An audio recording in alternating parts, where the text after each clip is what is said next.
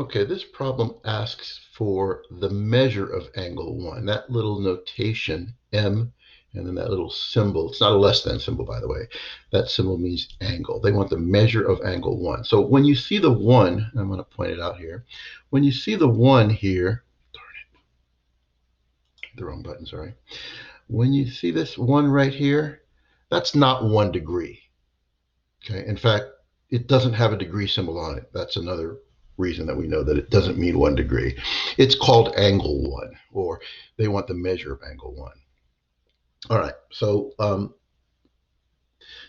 first of all, let me write the note here, the way that we can do this, and there's really more than one way, but I'm going to use the theorem that I'm going to write a note for here. If I can, oh, there it is. Okay, so this problem asks for the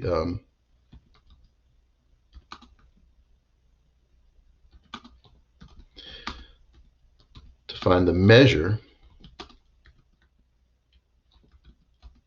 of angle 1. So that little m is a short way. Mathematicians usually like to use abbreviations or symbols. That little m stands for the measure of angle 1. Instead of writing all those words, they just put a little m and a little angle symbol, the measure of angle 1.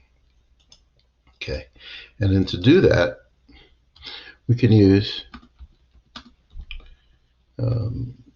the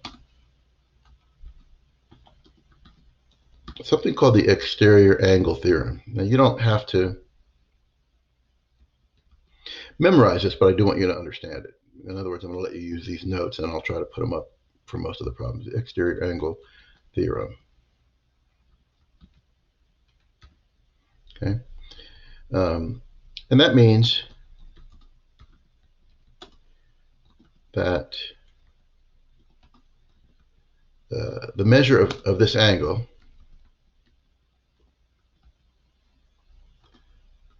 of an exterior. Exterior means outside.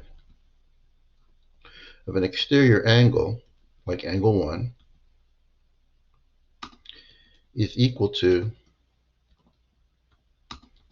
the sum, I'm going to highlight that or capitalize the sum of the two remote. Remote means furthest away. Did I spell that right? Interior angles. So I'm capitalizing some of these for a reason. Interior. This program doesn't let me put color in here. Interior angles, or I would. I'll have to find another way to do it. Interior angles. All right. Now let me describe what I'm talking about. All we really have to do, and I'm going to explain why, is to add these other two angles, which I'm about to highlight with maybe a yellow.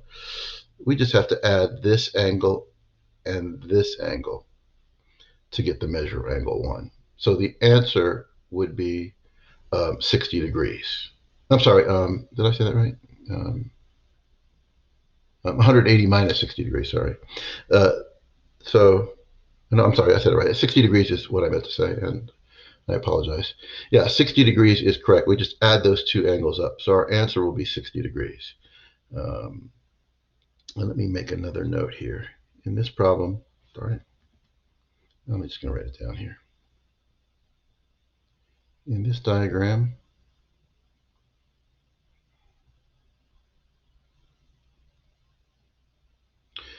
the two remote interior angles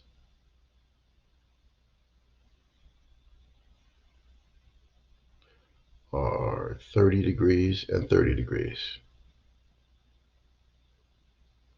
The sum of those